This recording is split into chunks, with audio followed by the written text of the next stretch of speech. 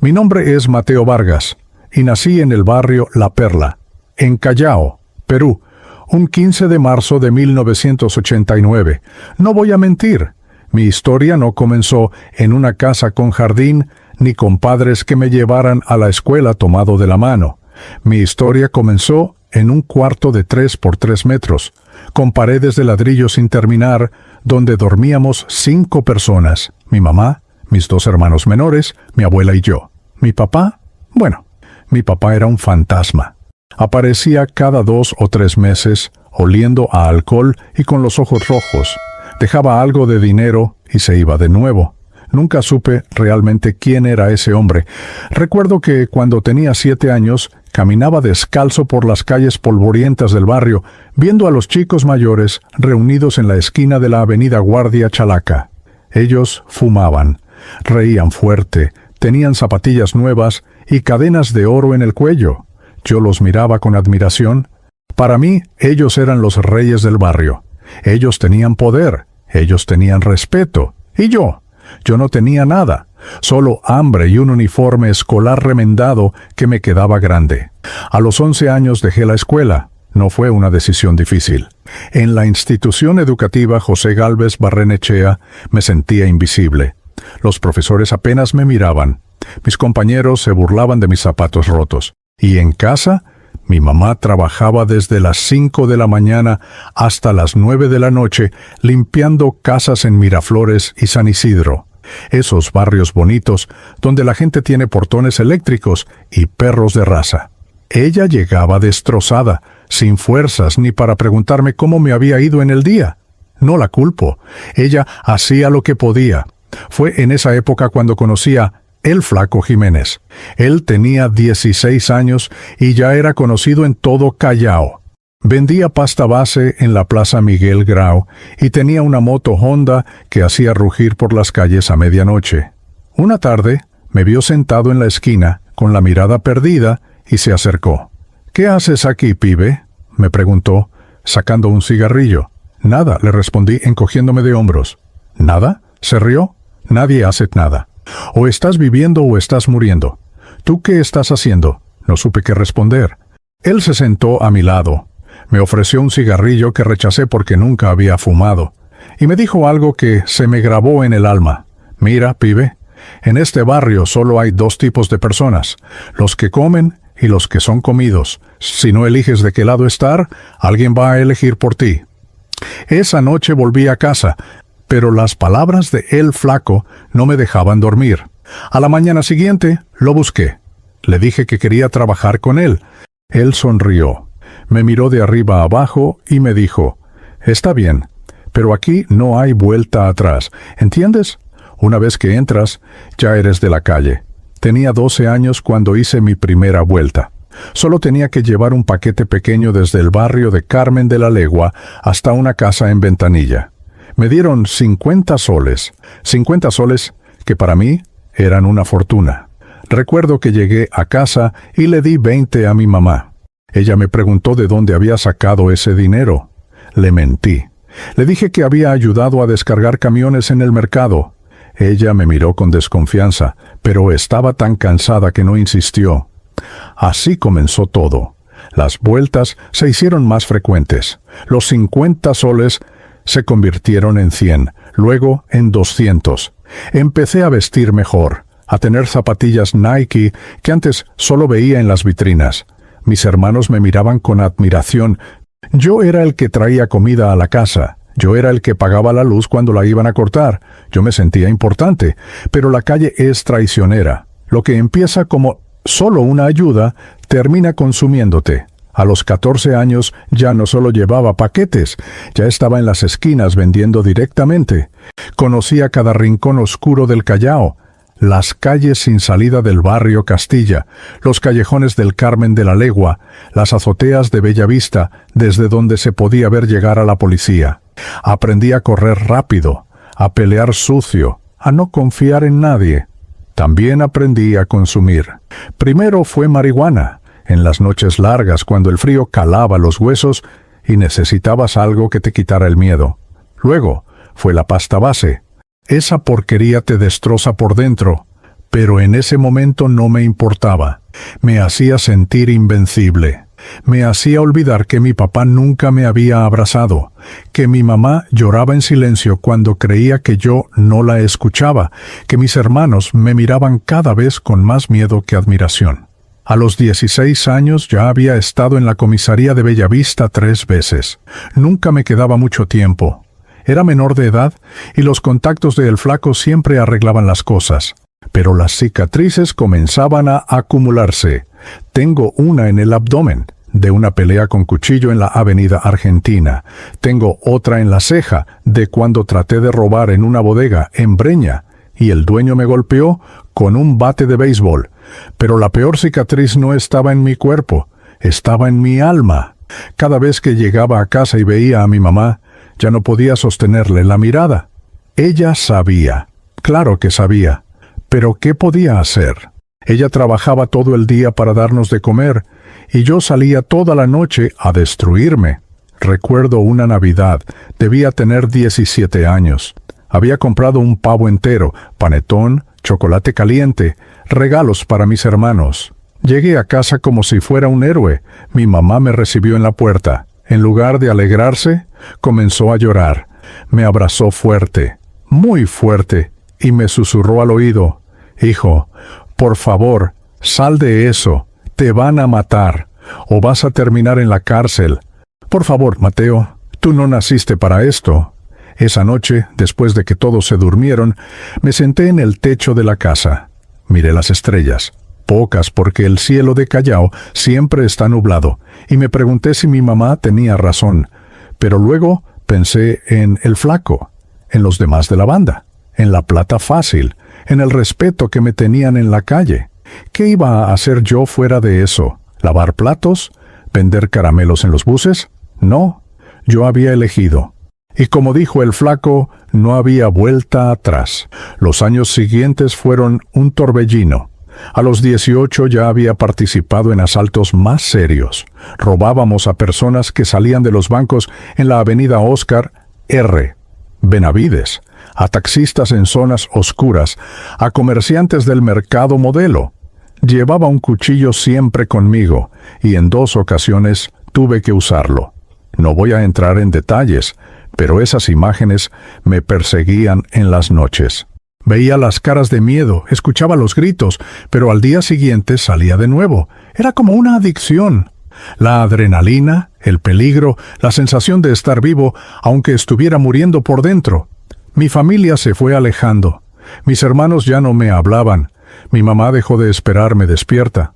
Mi abuela, que siempre había orado por mí, ya casi no pronunciaba mi nombre. Yo me había convertido en un extraño en mi propia casa. Dormía poco, comía poco, vivía en las calles. Tenía 20 años y sentía que tenía 50. Pero lo peor no era el cansancio físico. Lo peor era el vacío. Ese vacío inmenso que ninguna droga, ningún robo, ninguna noche de fiesta podía llenar. Me miraba al espejo y no reconocía a la persona que veía. Tenía los ojos hundidos, la piel pálida, las manos temblorosas, y por dentro estaba muerto, completamente muerto. Había días en que pensaba en terminar con todo, en serio, subir al puente Santa Rosa y saltar, dejar de ser una carga para mi familia, dejar de hacerle daño a la gente, pero era un cobarde. No tenía el valor ni para vivir ni para morir. Estaba atrapado en una vida que yo mismo había elegido, pero de la que ya no sabía cómo salir. La calle era mi escuela, sí, pero lo único que me enseñó fue a destruirme. Me enseñó a robar, a mentir, a hacerle daño a los demás y a mí mismo. Me enseñó que el respeto se gana con miedo, que la lealtad se compra con dinero, que la vida no vale nada. Y yo, como un idiota, creí cada una de esas mentiras. Creí que nunca saldría de ese camino. Creí que esa era mi condena, mi destino. Creí que para alguien como yo, nacido en La Perla, hijo de un borracho y una empleada doméstica, no había otra salida. Pero estaba por descubrir que estaba completamente equivocado. Era el 13 de agosto de 2009. Esa fecha quedó grabada en mi memoria como si fuera ayer. Tenía 20 años recién cumplidos y acababa de hacer uno de los trabajos más peligrosos de mi vida. Habíamos asaltado una casa de cambio en la avenida Colonial, en pleno centro de Lima. Éramos 4, el Flaco, el Gordo Méndez, un tipo al que llamábamos Silencio, porque casi nunca hablaba, y yo. El plan era simple: entrar rápido, intimidar con las armas, tomar el dinero y salir. 3 minutos máximo, pero nada salió como debía. El dueño del local, un señor mayor llamado Don Augusto, intentó activar la alarma silenciosa. El Flaco lo vio y reaccionó mal, muy mal.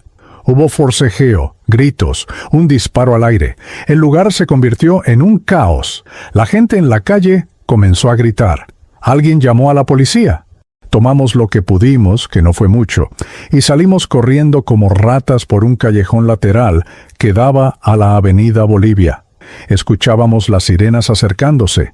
El corazón me latía tan fuerte que sentía que se me iba a salir del pecho. Corrimos por calles que yo conocía bien. Cruzamos por el Jirón Cusco, nos metimos entre los puestos del Mercado Guadalupe, saltamos rejas, empujamos gente. El Gordo Méndez no pudo seguirnos el ritmo y lo perdimos de vista.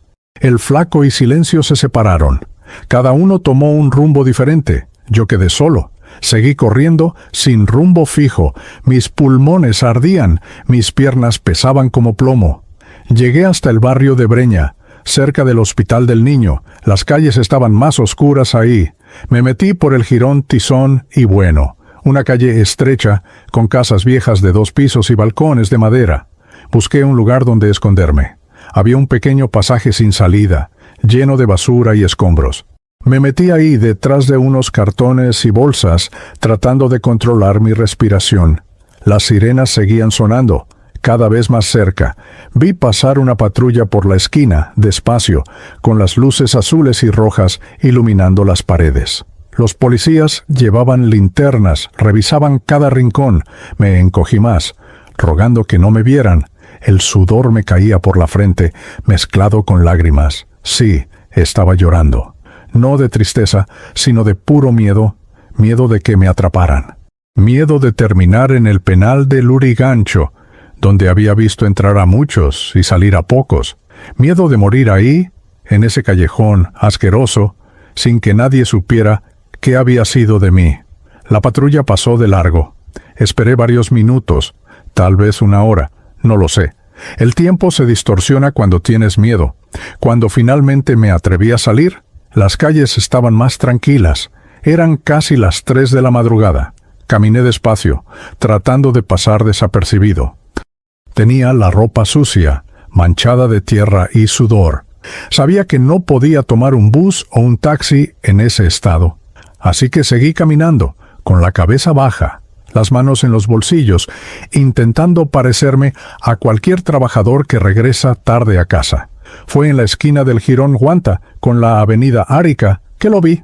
Había un hombre mayor, debía tener unos 60 años, parado bajo un poste de luz. Vestía ropa simple, pantalón oscuro, camisa blanca, un chaleco beige. Tenía una pequeña mesa plegable con algunos folletos y un termo de café. Un letrero de cartón decía: Jesús te ama, café gratis. Mi primer instinto fue ignorarlo y seguir caminando. Pero él me vio, me miró directamente a los ojos y sonrió. No era una sonrisa burlona ni de lástima, era una sonrisa genuina, cálida. Hijo, te ves cansado, me dijo. ¿Quieres un café? Me detuve. No sé por qué.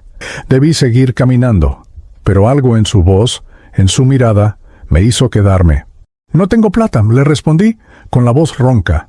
No te estoy cobrando, dijo él, sirviendo café en un vaso de plástico. Es gratis. Toma, te va a caer bien. Acepté el café. Estaba caliente, dulce. Me quemó un poco la lengua, pero no me importó. Bebí despacio, sintiendo cómo el calor bajaba por mi garganta y llegaba a mi estómago. Hacía horas que no comía ni bebía nada. ¿Cómo te llamas?, me preguntó el hombre. Mateo, respondí, sin pensar. Mateo. Bonito nombre. Yo soy el hermano Pedro. Vengo aquí todas las noches a ofrecer café y a hablar con los que pasan. Muchos están solos, Muchos tienen problemas, y yo solo quiero que sepan que alguien se preocupa por ellos. No dije nada. Me quedé mirando el vaso de café, evitando su mirada. «Tienes problemas, ¿verdad?», me preguntó, pero no esperó respuesta. «Todos los tenemos. Yo también los tuve. Estuve en lugares muy oscuros, hijo». Pero alguien me extendió la mano cuando más lo necesitaba, y desde entonces yo trato de hacer lo mismo.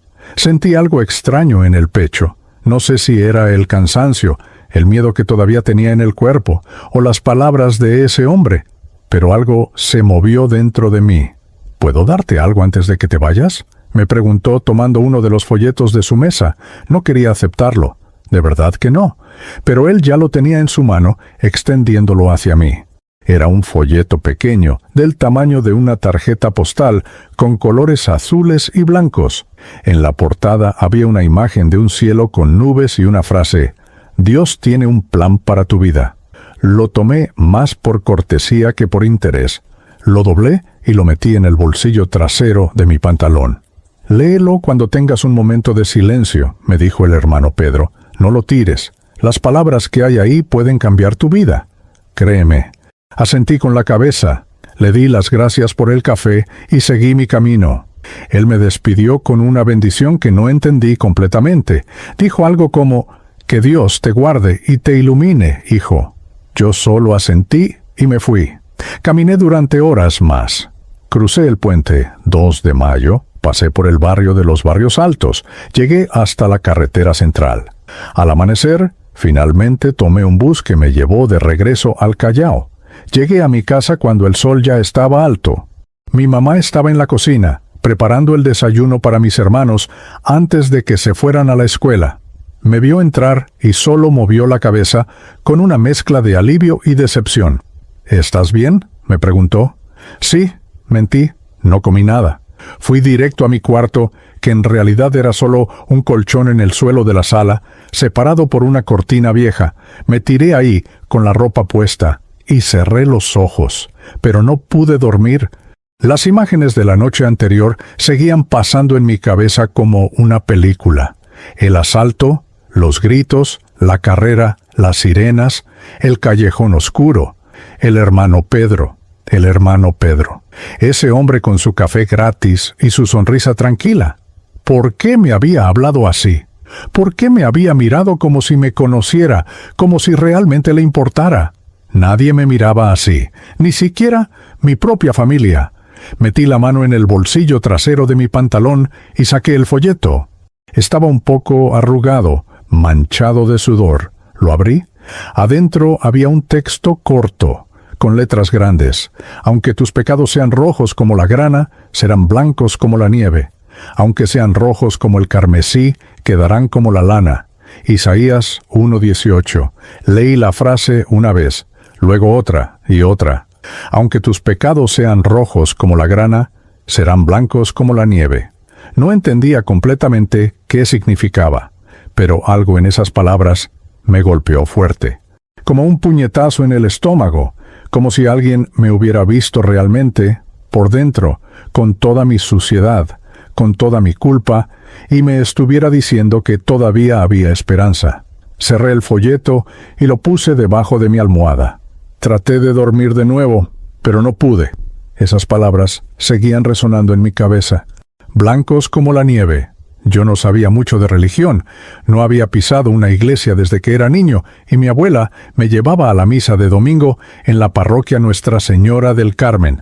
Pero sabía lo que significaba el color blanco: pureza, limpieza, inocencia. ¿Podía alguien como yo llegar a ser blanco? ¿Alguien con las manos sucias de robos? ¿Con el cuerpo lleno de drogas? ¿Con el alma destruida por años de violencia? ¿No tenía sentido? Y sin embargo, no podía dejar de pensar en eso. Los días siguientes fueron extraños. El flaco me contactó. El asalto había salido mal, pero todos habíamos logrado escapar, incluso el gordo Méndez. La policía no tenía nuestros nombres, solo descripciones vagas. Teníamos que mantenernos quietos por un tiempo, esperar a que las cosas se calmaran, así que no salí mucho. Me quedé en casa, inquieto, fumando cigarrillo tras cigarrillo en el techo. Y cada noche, antes de intentar dormir, sacaba el folleto y leía esa frase, una y otra vez. Aunque tus pecados sean rojos como la grana, serán blancos como la nieve. Empecé a preguntarme cosas que nunca me había preguntado. ¿Qué pasaba después de la muerte? ¿Había algo más allá de esta vida miserable? ¿Existía realmente un Dios que se preocupaba por alguien como yo? Y si existía, ¿por qué permitió que mi vida fuera así?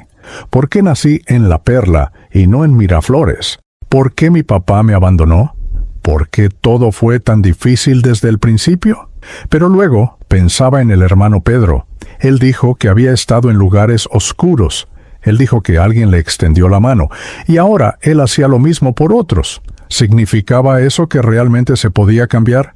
¿Que alguien como yo podía salir de este infierno? No lo sabía, pero por primera vez en mucho tiempo sentí algo parecido a la curiosidad, algo parecido a la esperanza.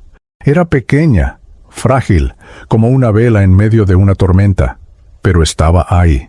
Esa noche del 13 de agosto cambió algo en mí. No lo entendía todavía. No sabía qué iba a pasar después, pero el folleto que guardaba debajo de mi almohada, esas palabras que leía una y otra vez, eran como una semilla plantada en tierra seca, y aunque yo no lo supiera en ese momento, esa semilla estaba comenzando a germinar. Pasaron 2 semanas desde aquella noche, 2 semanas en las que mi vida siguió igual por fuera, pero por dentro algo estaba cambiando. Seguía levantándome tarde, seguía fumando en el techo, seguía evitando la mirada de mi mamá. Pero el folleto nunca salía de mi bolsillo. Lo había leído tantas veces que ya me sabía de memoria cada palabra, cada coma, cada punto. El flaco me llamó varias veces. Había un nuevo trabajo, decía, algo fácil y rápido, en un grifo de la avenida Néstor Gambetta. Pero cada vez que me llamaba, yo encontraba una excusa. Que estaba enfermo, que tenía que ayudar a mi mamá, que me dolía el estómago. Él comenzaba a impacientarse. Me dijo que me estaba volviendo raro, que parecía una vieja asustada. Pero no me presionó demasiado. Todavía, una noche, era viernes. Mis hermanos se habían ido a dormir temprano. Mi mamá había llegado agotada de trabajar en una casa en San Miguel y se había acostado sin cenar. La casa estaba en silencio. Un silencio pesado, incómodo, que me hacía sentir más solo que nunca. Salí al techo, como todas las noches, pero esta vez no encendí un cigarrillo. Solo me senté en el borde, con las piernas colgando, mirando las luces mortecinas del barrio. Desde ahí podía ver todo La Perla. Las casas apretadas unas contra otras, los cables eléctricos cruzando el cielo como telarañas negras, las calles llenas de baches donde los perros callejeros buscaban comida en la basura. Podía escuchar música a lo lejos, una cumbia que salía de alguna casa, risas, gritos, una pareja discutiendo, un bebé llorando, la vida del barrio, cruda y ruidosa, siempre despierta. Pero esa noche, todo ese ruido me parecía lejano, como si yo estuviera en una burbuja, separado del mundo. Metí la mano en mi bolsillo y saqué el folleto. Ya estaba muy maltratado. Los bordes doblados, el papel manchado, algunas letras borrosas por el sudor de mis manos. Pero todavía se podía leer. Aunque tus pecados sean rojos como la grana, serán blancos como la nieve. Leí la frase una vez más, en voz baja, casi en un susurro, y de repente, sin ninguna razón lógica, algo dentro de mí se rompió, como un dique que llevaba años aguantando la presión del agua, y finalmente cedía. Sentí un nudo en la garganta, un peso enorme en el pecho, y comencé a llorar. No era un llanto normal, era algo profundo, visceral, que venía de un lugar que yo ni siquiera sabía que existía dentro de mí. Lloraba por todo, por los años perdidos, por las cosas que había hecho, por la gente a la que le había hecho daño, por mi mamá, que trabajaba como esclava para darnos de comer mientras yo me dedicaba a destruir mi vida, por mis hermanos, que ya no me miraban como a un héroe, sino como a un extraño peligroso, por mi abuela, que rezaba por mí cada noche aunque yo nunca le diera razones para tener esperanza. Lloraba por mí mismo, por el niño que fui, ese niño de 7 años que caminaba descalzo por las calles y soñaba con ser alguien importante, por el adolescente que eligió el camino fácil porque no sabía que existía otro, por el hombre de 20 años en el que me había convertido, vacío, roto, sin futuro. Las lágrimas caían, y yo no las detenía. Apretaba el folleto contra mi pecho, como si fuera lo único real en medio de toda mi confusión. Y en ese momento, en medio de ese llanto que no podía controlar, algo dentro de mí gritó, no con palabras, sino con el alma.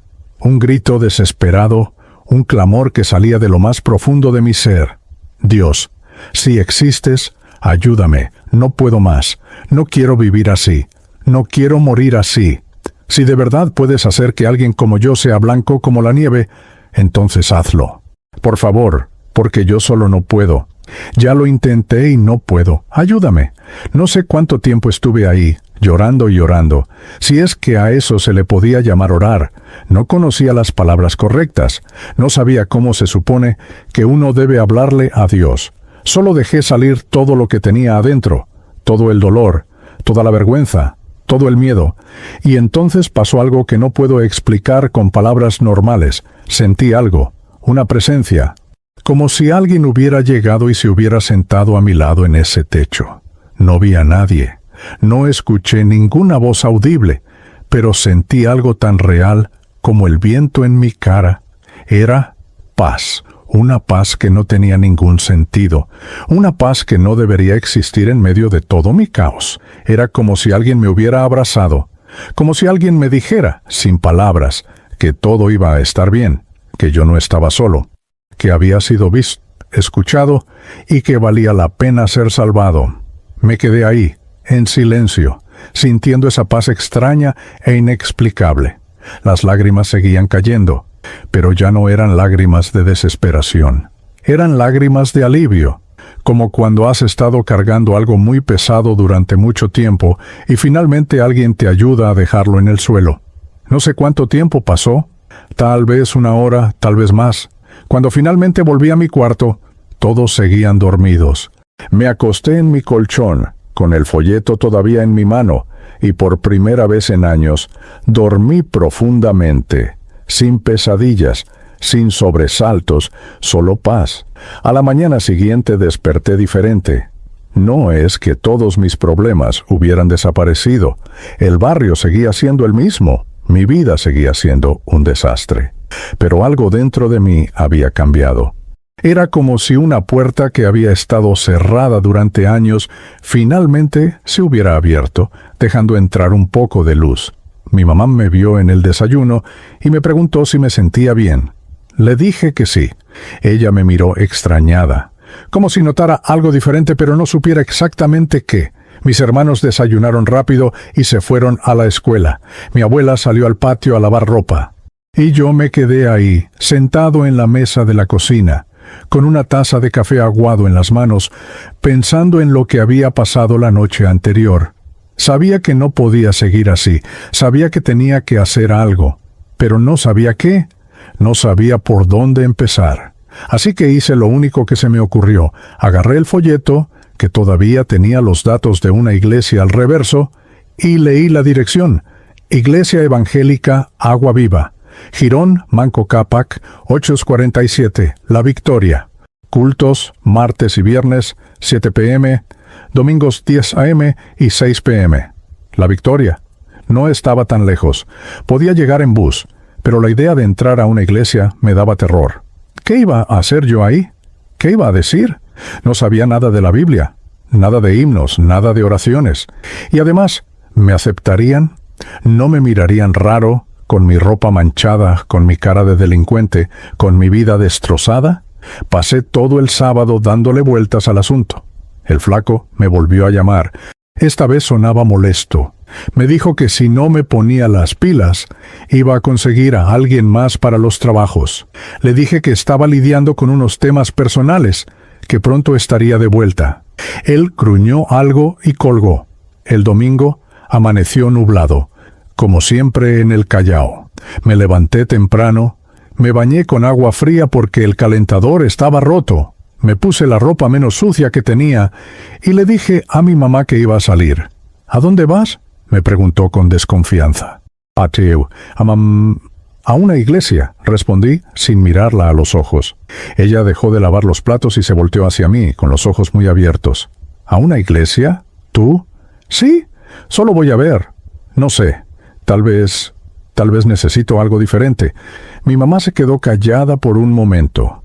Luego se acercó a mí y me puso una mano en el hombro. Tenía los ojos llenos de lágrimas. Ve, hijo, ve y que Dios te bendiga. Yo he estado orando por este día durante años. Sus palabras me golpearon fuerte. No sabía que ella había estado orando. No sabía que ella todavía tenía esperanza en mí. Sentí de nuevo ese nudo en la garganta, pero lo tragué y asentí con la cabeza. Tomé 2 buses. El primero me llevó desde el Callao hasta la Plaza Bolognesi.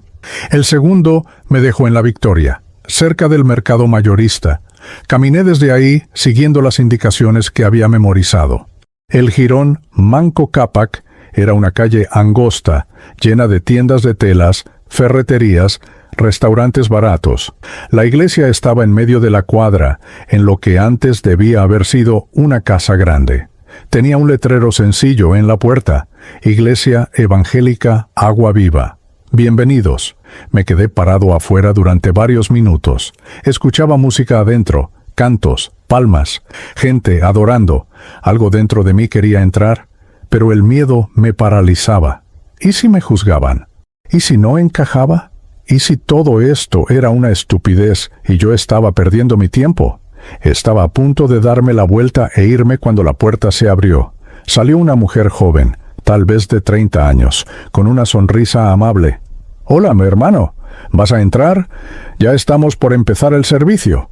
«Yo no sé», dije, tartamudeando. «Es mi primera vez». «¡Qué bendición!», dijo ella con genuino entusiasmo. «Pasa, pasa. Aquí todos son bienvenidos. No importa de dónde vengas ni cómo llegues. Lo importante es que estás aquí». Ella me tomó del brazo, con suavidad pero con firmeza, y me guió adentro. El lugar era pequeño, con sillas de plástico alineadas en filas, un púlpito simple al frente y una pancarta que decía: «Jesús es el camino, la verdad y la vida». Había unas 50 personas, cantando con los ojos cerrados, levantando las manos, con expresiones de paz en sus rostros. Me senté en la última fila, tratando de pasar desapercibido, pero varios me saludaron con la cabeza, con sonrisas genuinas. Nadie me miró raro, nadie me juzgó. Y por primera vez en mucho tiempo no me sentí como un extraño, me sentí como en casa. El pastor, un hombre de unos 50 años con lentes y voz cálida, comenzó a predicar.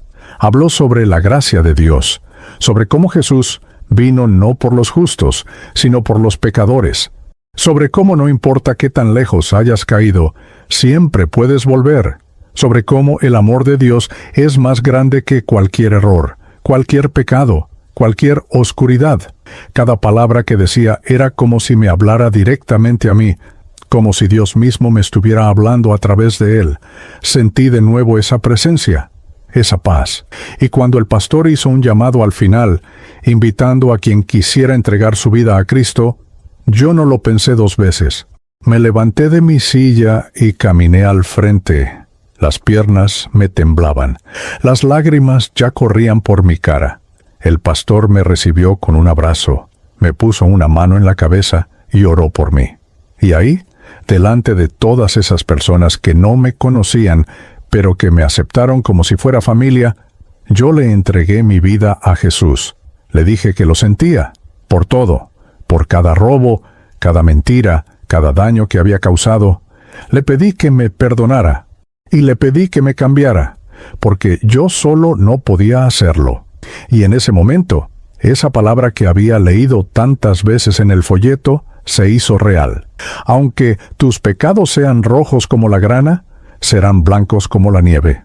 Sentí como si algo pesado, algo oscuro que había estado pegado a mí durante años, finalmente se desprendiera y cayera, como si hubiera sido lavado por dentro, como si comenzara de nuevo. No sé cómo explicarlo mejor. Solo sé que ese día, el 30 de agosto de 2009, en una pequeña iglesia en La Victoria, yo morí y volví a nacer. El viejo Mateo, el delincuente, el drogadicto, el que vivía sin esperanza, murió. Y nació un nuevo Mateo, uno que todavía tenía un largo camino por delante, pero que ya no caminaba solo. Los primeros días después de entregar mi vida a Cristo fueron los más difíciles que había vivido. Y mira que yo había pasado por muchas cosas duras, pero esto era diferente. Porque una cosa es decir, acepto a Jesús en una iglesia, rodeado de gente que canta y ora, y otra muy distinta es volver a tu realidad, a tu barrio, a tu vida, y tratar de ser una persona diferente. El lunes siguiente regresé a La Perla. Todo se veía igual, las mismas calles, las mismas casas, los mismos rostros, pero yo sentía que era otra persona. Caminaba por la avenida Guardia Chalaca y veía las esquinas donde había vendido droga, los callejones donde había peleado, las tiendas que había asaltado. Cada rincón tenía un recuerdo, y cada recuerdo era como un puñal en el estómago. Mi mamá notó el cambio de inmediato.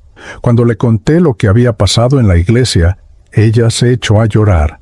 Me abrazó fuerte, tan fuerte que casi no podía respirar, y me dijo entre sollozos: «Gracias, Dios mío. Gracias por escuchar mis oraciones. Gracias por no rendirte con mi hijo». Mi abuela, que estaba sentada en su silla de mimbre en el patio, solo movió la cabeza y levantó las manos al cielo. Ella no dijo nada, pero sus lágrimas lo dijeron todo. Mis hermanos, en cambio, me miraban con desconfianza. El mayor, Luis, tenía 14 años y me había visto llegar borracho, drogado, herido, tantas veces que ya no me creía nada. El menor, Carlitos, de 11 años, simplemente me evitaba. Pero el verdadero problema comenzó cuando el flaco se enteró. Me llamó el martes por la tarde. Su voz sonaba tensa. «Mateo, necesito verte, ahora, en el Parque Cantolao». El Parque Cantolao era un lugar conocido en el Callao, cerca del Club Sporting Cristal. Ahí nos reuníamos para planear trabajos o repartir el dinero. Yo sabía que no podía evitarlo para siempre. Tenía que enfrentarlo, así que fui. El flaco estaba sentado en una banca, fumando. Cuando me vio llegar, no sonrió. Se veía molesto. «Siéntate», me ordenó. Me senté a su lado. Él tiró el cigarrillo al suelo y lo pisó con fuerza. «Me contaron que andas metido en una iglesia, que te volviste cristiano o algo así. Dime que es mentira». Tragué saliva. El corazón me latía rápido. «Es verdad», dije, tratando de mantener la voz firme. «Entregué mi vida a Cristo. Ya no quiero seguir en esto, flaco. Quiero cambiar». Él me miró como si le hubiera dicho que me iba a convertir en astronauta. «¿Cambiar? ¿Tú?» Se rió, pero no era una risa alegre. Era una risa amarga, llena de desprecio. «Mateo, tú y yo somos iguales. Nacimos en este barrio de mierda, sin papás, sin futuro. Esto es lo que somos. No hay cambio para nosotros. No hay salida». «Sí la hay», respondí. «Yo la encontré». El flaco se puso de pie bruscamente. Me agarró de la camisa y me levantó de la banca. «Budesas, ¿tú crees que puedes simplemente irte? ¿Dejar todo atrás como si nada? No funciona así, hermano. Tú sabes demasiado. Conoces a la gente. Conoces los lugares. ¿Qué pasa si vas y hablas con la policía? ¿Qué pasa si nos delatas?» «Yo nunca haría eso», dije, mirándolo a los ojos. «Tú lo sabes, pero tampoco puedo seguir robando y destruyéndome. Ya tomé mi decisión». Él me soltó y me empujó. Casi me caigo. «Eres un idiota», escupió. «Un idiota que va a terminar muerto o pobre.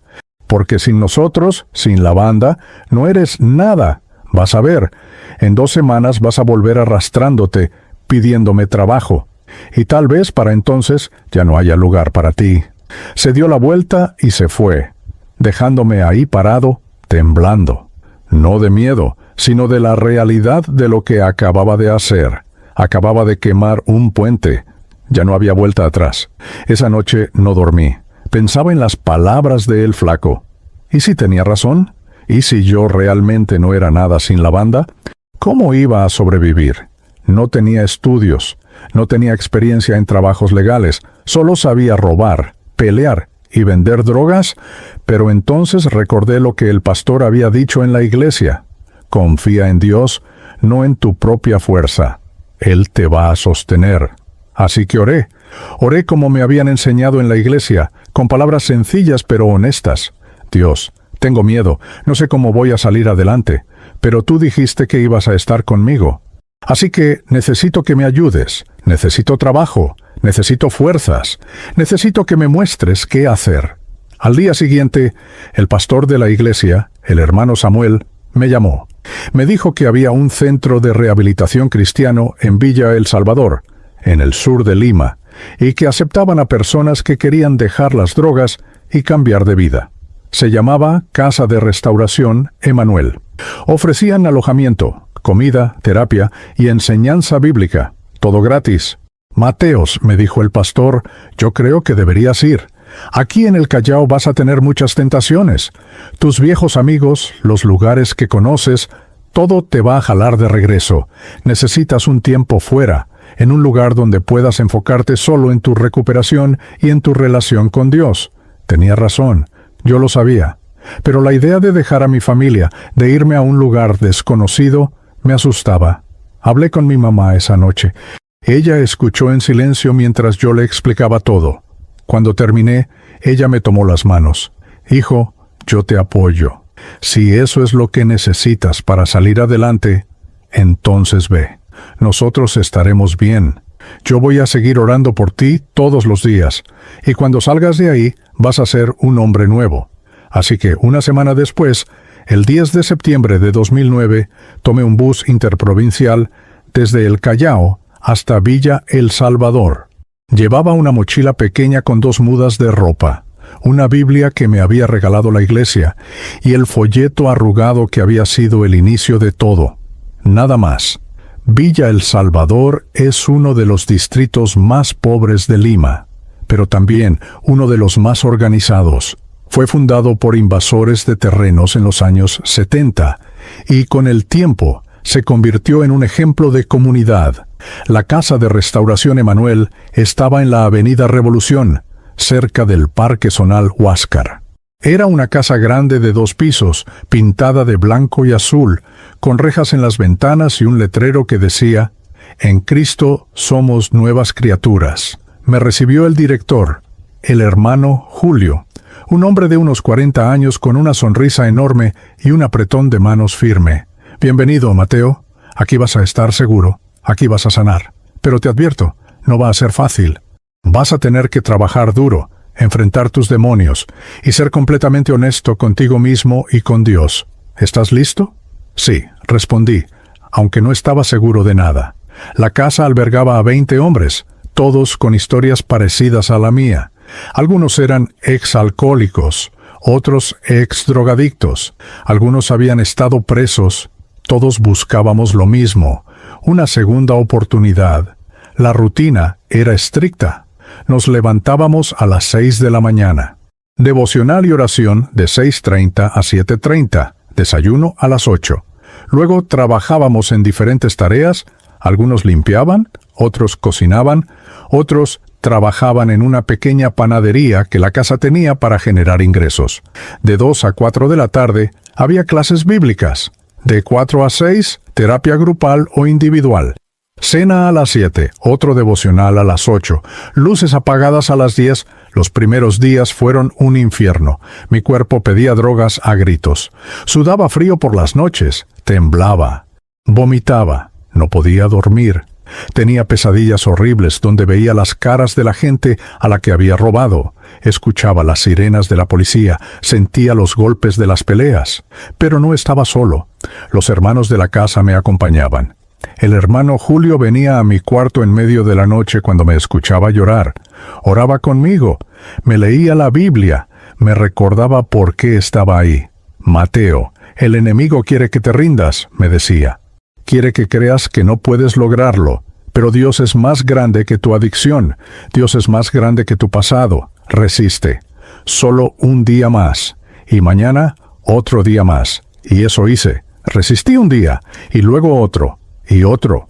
Después de 2 semanas los síntomas físicos comenzaron a disminuir, pero entonces llegó lo más difícil: enfrentar el vacío emocional, porque las drogas no eran solo una adicción física, eran mi escape, mi forma de no sentir el dolor, la soledad, la culpa.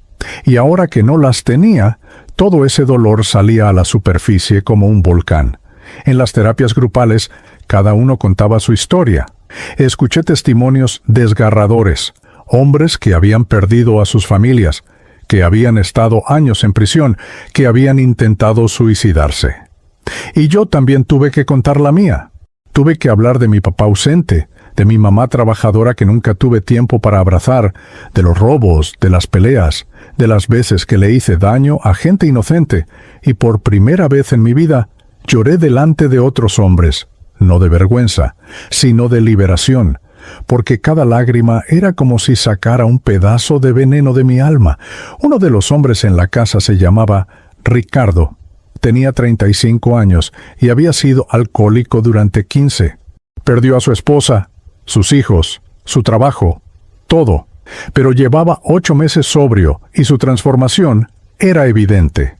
Se convirtió en mi mentor, en mi hermano mayor.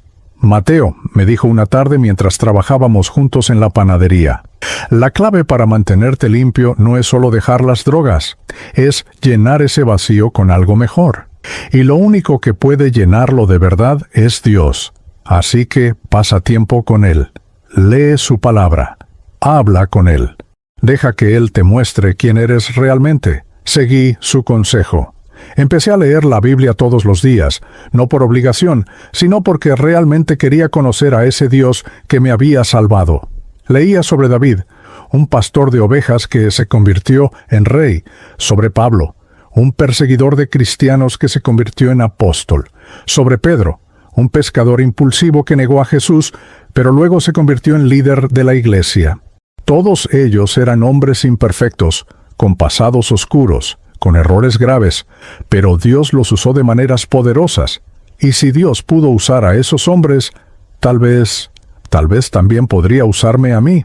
Pasaron los meses, 3, 4, 5. Cada día era una batalla, pero cada día también era una victoria. Aprendí a orar de verdad, no solo repitiendo palabras, sino hablando con Dios, como con un amigo. Aprendí a perdonar, empezando por perdonarme a mí mismo. Aprendí que mi valor no dependía de lo que había hecho, sino de lo que Cristo había hecho por mí. También aprendí un oficio. En la panadería me enseñaron a hacer pan, pasteles, galletas. Descubrí que se me daba bien, que me gustaba crear algo con mis manos, algo bueno, algo que alimentaba a la gente en lugar de destruirla. Mi mamá me visitaba una vez al mes. Tomaba 3 buses desde el Callao hasta Villa El Salvador, un viaje de casi 2 horas, solo para verme durante 1 hora. Cada vez que venía, yo veía la esperanza creciendo en sus ojos. Me decía que mis hermanos preguntaban por mí, que mi abuela no dejaba de dar gracias a Dios por mi cambio. Después de 6 meses en la casa de restauración Emanuel, el hermano Julio me llamó a su oficina. «Mateo, has hecho un progreso increíble. Estoy orgulloso de ti. Pero ahora viene la parte más difícil. Regresar al mundo real, porque aquí estás protegido, en un ambiente controlado, pero afuera vas a enfrentar tentaciones, pruebas, gente de tu pasado. ¿Te sientes listo?» «No sé si esté listo», respondí con honestidad, «pero confío en que Dios me va a ayudar». «Esa es la respuesta correcta», dijo él, sonriendo. «Nunca vas a estar completamente listo, pero no estás solo. Dios va contigo, y nosotros también. Vas a seguir siendo parte de esta familia. Puedes volver aquí cuando necesites apoyo y te vamos a ayudar a encontrar trabajo y a reintegrarte». El 15 de marzo de 2010, exactamente 1 año después de que todo empezara a cambiar, salí de la casa de restauración Emanuel. Era mi cumpleaños. Cumplía 21 años y sentía que estaba naciendo de nuevo, literalmente. Volví al Callao, a La Perla, a mi casa. Pero esta vez era diferente, yo era diferente. Ya no era el mismo Mateo que había salido. Era un hombre nuevo, con un propósito nuevo, con una esperanza nueva. Y aunque sabía que el camino todavía iba a ser largo y difícil, también sabía algo con total certeza. Cristo me había alcanzado en el punto más bajo de mi vida, y si Él pudo sacarme de ahí, entonces podía hacer cualquier cosa. Cuando regresé a La Perla en marzo de 2010, todo se veía distinto. O tal vez era yo el que veía las cosas de manera diferente.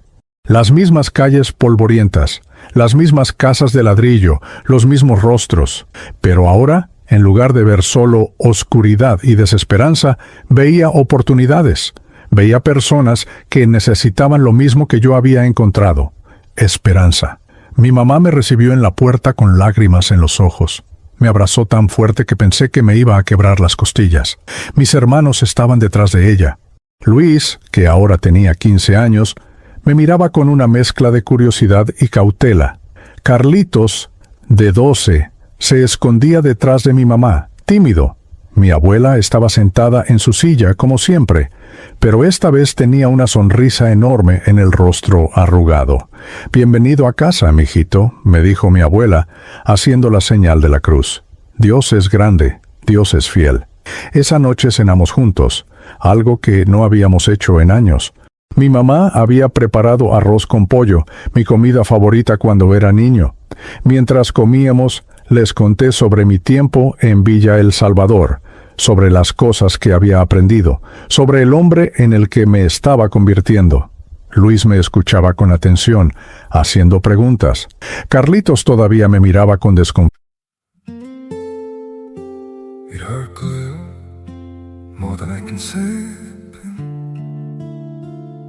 But maybe love isn't holding on.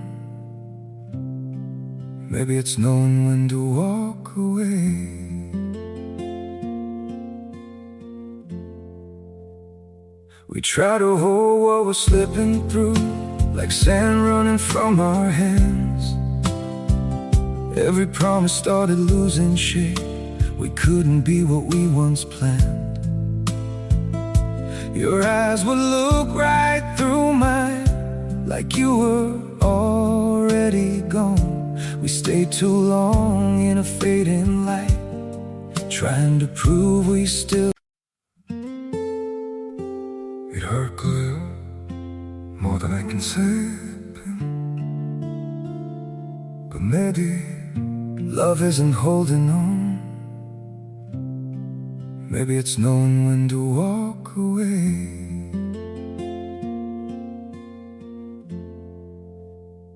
We try to hold what we're slipping through, like sand running from our hands. Every promise started losing shape. We couldn't be what we once planned.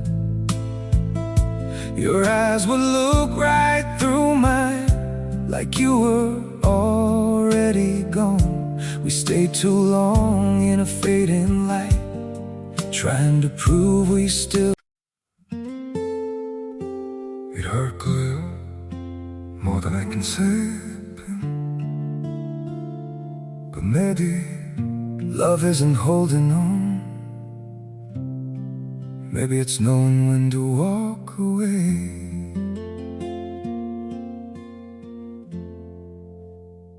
We try to hold what we're slipping through, like sand running from our hands. Every promise started losing shape. We couldn't be what we once planned. Your eyes would look right through mine, like you were already gone. We stayed too long in a fading light, trying to prove we still. It hurt good, more than I can say. But maybe love isn't holding on. Fianza, pero al menos ya no se escondía. Después de la cena, salí al techo. Era un hábito que no podía romper, pero ahora lo hacía por razones diferentes. Ya no salía a fumar ni a escapar. Salí a orar, a hablar con Dios, a agradecerle por darme una segunda oportunidad. Los primeros días fueron de ajuste. Tenía que encontrar trabajo. El hermano Julio me había dado una carta de recomendación de la panadería de la casa de restauración, pero conseguir empleo en el Callao no era fácil. Fui a varias panaderías en el barrio, en la avenida Sáenz Peña, en el centro de Lima, en el Mercado Central. Todos me miraban con desconfianza cuando veían mi dirección, cuando notaban mis tatuajes, cuando les decía que no tenía experiencia formal. Después de 2 semanas buscando, estaba comenzando a desanimarme. El dinero que me había dado la casa de restauración se estaba acabando. Mi mamá me decía que no me preocupara, que lo importante era que yo estaba bien, pero yo sabía que ella necesitaba ayuda. La situación en la casa nunca había sido fácil. Y ahora que yo había vuelto, había una boca más que alimentar. Una tarde, mientras caminaba por la avenida Colonial buscando cualquier oportunidad, pasé por una pequeña cafetería que no había visto antes. Se llamaba Café Buen Día y tenía un letrero en la ventana. Se busca ayudante de cocina. Entré sin pensarlo mucho. El dueño era un hombre de unos 50 años, bajito, con bigote y delantal blanco. Se llamaba Don Esteban. Me miró de arriba a abajo cuando le dije que venía por el trabajo. ¿Tienes experiencia?, me preguntó con tono escéptico. Trabajé 6 meses en una panadería, respondí. Sé hacer pan, pasteles, cosas básicas de repostería. ¿Y por qué dejaste ese trabajo? Aquí venía la parte difícil. Podía mentir, inventar una historia bonita, pero recordé lo que el hermano Julio me había dicho. La honestidad es la base de tu nueva vida.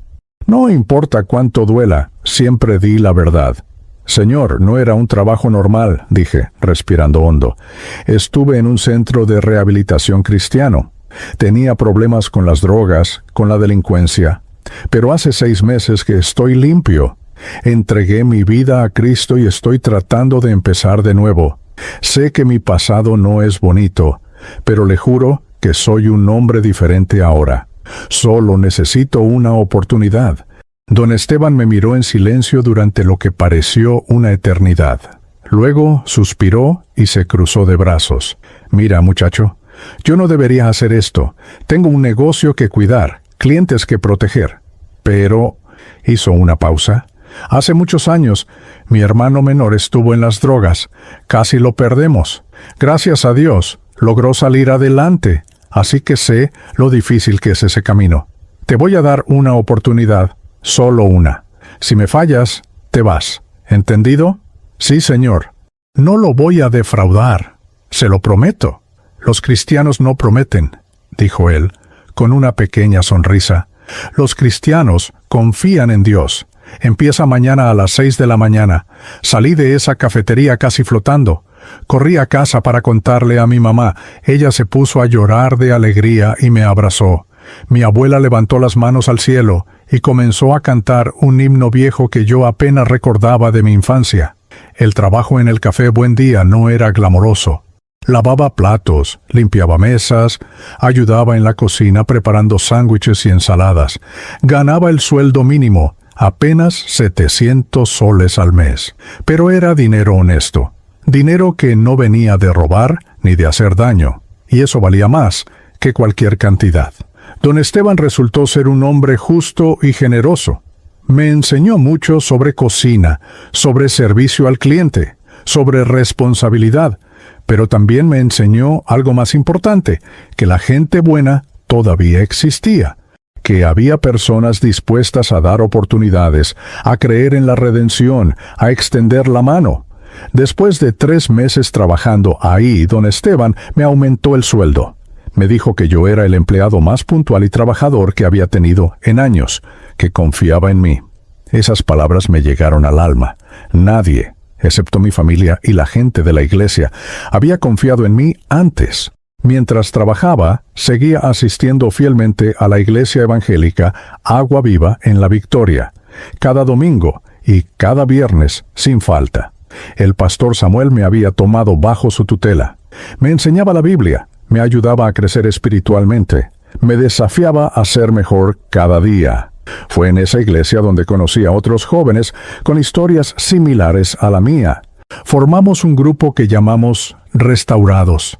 Nos reuníamos los sábados por la tarde para compartir nuestras luchas, orar unos por otros y planear formas de ayudar a otros que todavía estaban en las calles. Uno de ellos se llamaba David. Había sido pandillero en San Juan del Lurigancho, uno de los distritos más peligrosos de Lima. Tenía cicatrices por todo el cuerpo y había pasado 2 años en prisión, pero Cristo lo había transformado. Ahora estudiaba para ser pastor y trabajaba con jóvenes en riesgo. Otro era Miguel, exalcohólico que había perdido su familia, pero ahora estaba reconstruyendo su relación con sus hijos. Y estaba Carmen, una mujer de 30 años que había sido prostituta en el centro de Lima y ahora trabajaba en una ONG ayudando a mujeres en situaciones de explotación. Todos teníamos algo en común. Habíamos tocado fondo, habíamos sido rescatados por Cristo y ahora queríamos que otros experimentaran esa misma libertad. Fue David quien tuvo la idea. Una noche, después de nuestra reunión de restaurados, nos dijo: «Hermanos, nosotros conocemos las calles, conocemos el dolor, la oscuridad, la desesperación. ¿Por qué no vamos nosotros a buscar a los que todavía están ahí?» Como el hermano Pedro que le dio el folleto a Mateo. Podemos salir por las noches, llevar café, comida, folletos y hablar con la gente, mostrarles que hay esperanza. La idea nos encendió a todos, y así nació nuestro ministerio callejero. Cada viernes por la noche, después del culto, salíamos a las calles, íbamos al centro de Lima, a La Victoria, al Callao, a los lugares más oscuros y peligrosos. Llevábamos termos con café caliente, sándwiches que preparábamos con nuestro propio dinero y folletos con mensajes de esperanza. Hablábamos con prostitutas en el Jirón Guatica, con drogadictos en los parques, con pandilleros en las esquinas, con indigentes que dormían en las calles. Les ofrecíamos café, comida y sobre todo les ofrecíamos escuchar sus historias. Porque sabíamos que a veces lo que más necesita una persona no es un sermón, sino alguien que simplemente la escuche sin juzgar. Y les contábamos nuestras propias historias. Yo les hablaba de mis años como delincuente, de las drogas, de la noche en que huí de la policía y recibí ese folleto. Les mostraba que no estaba hablando desde una torre de marfil, sino desde la experiencia real de alguien que había estado donde ellos estaban. Algunos nos rechazaban, nos insultaban, nos decían que nos fuéramos, pero otros nos escuchaban. Y de vez en cuando alguien lloraba, alguien oraba con nosotros, alguien aceptaba ir a la iglesia o al centro de rehabilitación. Y esos momentos hacían que todo valiera la pena. Recuerdo especialmente a un muchacho de 17 años llamado Josué. Lo encontramos una noche en el parque universitario, drogado, tirado en una banca. Estaba tan mal que apenas podía hablar. Lo ayudamos, le dimos agua, nos quedamos con él hasta que se recuperó un poco. Cuando pudo hablar, nos contó que había dejado su casa en Huancayo hacía 6 meses porque su padrastro lo golpeaba. Vino a Lima buscando trabajo, pero terminó en las calles vendiendo drogas para sobrevivir. «Ya no quiero vivir así», nos dijo entre lágrimas, «pero no sé cómo salir. No tengo a dónde ir». Le hablamos de Jesús, le contamos nuestras historias y le ofrecimos ayuda concreta. Contactamos a la Casa de Restauración, Emanuel, y el hermano Julio aceptó recibirlo. Esa misma noche lo llevamos en bus hasta Villa El Salvador. Lo dejamos en las mismas manos que una vez me habían recibido a mí. 6 meses después, Josué salió del centro completamente transformado. Encontró trabajo. Se reconcilió con su mamá y ahora él también sale con nosotros los viernes por la noche a compartir su testimonio. El ciclo de redención continuaba. Mientras todo esto pasaba, mi relación con mi familia mejoraba cada día. Luis comenzó a ir a la iglesia conmigo. Al principio iba solo porque yo le insistía, pero poco a poco empezó a disfrutarlo. Hizo amigos ahí, buenos amigos. No como los que tenía en el barrio que lo estaban jalando por el camino equivocado. Carlitos todavía era tímido, pero ya me dejaba jugar fútbol con él en la calle. Mi mamá estaba diferente también. Ya no llegaba a casa con esa mirada cansada y sin esperanza. Ahora sonreía más. Me decía que sus oraciones habían sido respondidas, que ver mi cambio le daba fuerzas para seguir adelante. ¿Mi abuela? Bueno, ella simplemente no dejaba de dar gracias a Dios cada vez que me veía. Un año después de haber regresado del centro de rehabilitación, en marzo de 2011, don Esteban me llamó a su oficina en el Café Buen Día. Mateo, quiero proponerte algo, me dijo. Estoy pensando en abrir otra sucursal en Miraflores y necesito a alguien de confianza que la maneje, alguien responsable, trabajador, honesto. Estuve pensando y creo que ese alguien eres tú. Me quedé sin palabras. ¿Yo? ¿Manejar una cafetería en Miraflores? Hace 2 años yo estaba robando en las calles y ahora este hombre me estaba ofreciendo ser gerente de su nuevo negocio. Don Esteban, yo no sé qué decir. No sé si esté preparado para eso. Nadie está completamente preparado para nada, Mateo, respondió. Pero yo he visto tu corazón, he visto tu esfuerzo, he visto cómo tratas a los clientes, cómo cuidas cada detalle. Confío en ti. Y si cometes errores, aprenderemos juntos. ¿Aceptas? Acepté. Y en junio de 2011 abrimos el segundo Café Buen Día en la Avenida Larco, en pleno corazón de Miraflores. Yo, Mateo Vargas, ex delincuente del Callao, ahora gerente de una cafetería en uno de los barrios más elegantes de Lima. Si alguien me hubiera dicho eso 2 años atrás, me habría reído en su cara. Pero Dios tiene un sentido del humor increíble y un poder transformador que desafía toda lógica humana. Con el nuevo trabajo vino un mejor sueldo. Pude ayudar más a mi mamá. Le dije que dejara uno de sus trabajos, que ya no tenía que matarse tanto. Al principio se resistió, pero finalmente aceptó. Ver el alivio en su rostro fue uno de los momentos más felices de mi vida. También comencé a estudiar. Me inscribí en un instituto técnico en Breña para sacar un certificado en administración de empresas. Iba a clases por las noches, después del trabajo. Era cansado, pero cada vez que sentía que no podía más, recordaba de dónde venía. Recordaba las noches en las calles, el vacío, la desesperación. Y entonces el cansancio no parecía tan malo. En la iglesia, el pastor Samuel me pidió que compartiera mi testimonio un domingo. Yo nunca había hablado en público antes. Me temblaban las piernas cuando subí al púlpito. Había unas 200 personas en el auditorio. Pero cuando comencé a hablar, cuando empecé a contar mi historia, las palabras fluyeron naturalmente. Les hablé de mi infancia en La Perla, de cómo la calle se convirtió en mi escuela, de los robos, las drogas, la violencia, de la noche en que huí de la policía y recibí ese folleto, del versículo de Isaías que penetró mi corazón. Aunque tus pecados sean rojos como la grana, serán blancos como la nieve. Les hablé de mi proceso de transformación en la Casa de Restauración Emanuel, de las luchas, las caídas, las victorias, del amor incondicional de Cristo que me alcanzó cuando yo no merecía nada, de cómo Dios tomó mi vida destrozada y la convirtió en algo hermoso. Cuando terminé, había lágrimas por todas partes.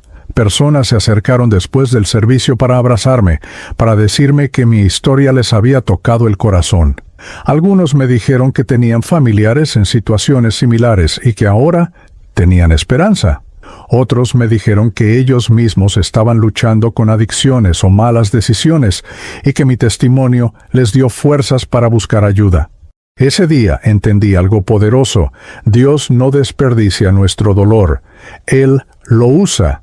Toma nuestras cicatrices y las convierte en testimonios. Toma nuestras historias de oscuridad y las convierte en faros de luz para otros que todavía están perdidos. Hoy, mientras escribo esto, han pasado más de 10 años desde aquella noche del 13 de agosto de 2009. Más de 10 años desde que el hermano Pedro me dio ese folleto que cambió mi vida. Tengo 32 años. Sigo trabajando con don Esteban, quien se ha convertido en un padre para mí. Ahora soy socio del negocio y tenemos 4 sucursales de Café Buen Día en diferentes partes de Lima. Terminé mis estudios y conseguí mi certificado en administración. También estudié teología en un seminario bíblico y ahora soy líder de jóvenes en la iglesia. Mi mamá ya no trabaja tanto. Mis hermanos están bien. Luis estudia ingeniería en la Universidad Nacional del Callao y Carlitos está en secundaria, sacando buenas notas y siendo parte del equipo de fútbol de su colegio.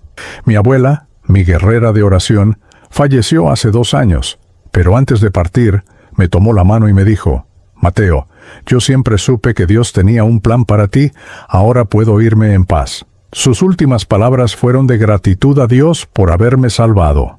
Sigo saliendo los viernes por la noche con el grupo Restaurados. Seguimos llevando café, comida y esperanza a las calles. Hemos visto docenas de vidas transformadas. Algunos de ellos ahora son parte de nuestro equipo, compartiendo sus propios testimonios. Y el folleto, ese folleto arrugado y manchado que recibí aquella madrugada, todavía lo conservo. Lo tengo enmarcado en mi cuarto, como un recordatorio constante de dónde vengo y hacia dónde voy. Mi historia no es especial porque yo sea especial. Mi historia es especial porque Dios es especial. Porque Él se especializa en tomar vidas rotas y hacerlas nuevas. Porque Él no mira nuestro pasado para condenarnos, sino nuestro futuro para restaurarnos. Yo era un delincuente sin esperanza, sin futuro, sin propósito, pero Jesús me alcanzó en el punto más bajo de mi vida y me mostró que siempre hubo un plan para mí. Un plan de paz y no de mal. Un plan para darme un futuro y una esperanza. Como dice Jeremías 29:11. Si tú que estás leyendo o escuchando esta historia, estás pasando por algo similar, si sientes que ya no hay salida, si crees que tu vida está demasiado destrozada para ser reparada, déjame decirte algo, estás equivocado. No importa qué tan profundo hayas caído, no importa qué tan sucio te sientas, no importa cuántos errores hayas cometido. Dios te ama, Jesús murió por ti. Y Él puede hacer contigo lo mismo que hizo conmigo, transformarte completamente, de la oscuridad a la luz, de la muerte a la vida, de las calles a la paz. Solo tienes que dar un paso de fe, un paso hacia Él. Y te prometo, Él va a estar ahí esperándote con los brazos abiertos. Mi nombre es Mateo Vargas. Nací en La Perla, Callao, fui delincuente, drogadicto y estuve perdido durante muchos años. Pero hoy soy hijo de Dios. Soy una nueva criatura. Y si Él lo hizo conmigo, lo puede hacer con cualquiera. Esta es mi historia. Esta es mi redención. Y esta es la prueba de que, aunque tus pecados sean rojos como la grana, pueden ser blancos como la nieve. Toda la gloria, toda la honra, todo el crédito, es para Jesús, solo para Él.